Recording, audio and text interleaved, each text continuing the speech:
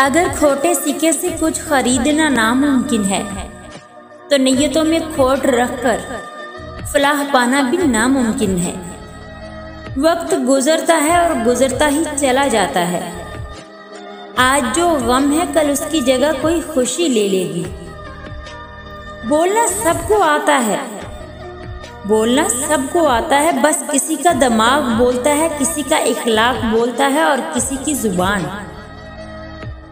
जिसको जितना करीब से जानोगे उससे उतना ही दूर होते चले जाओगे।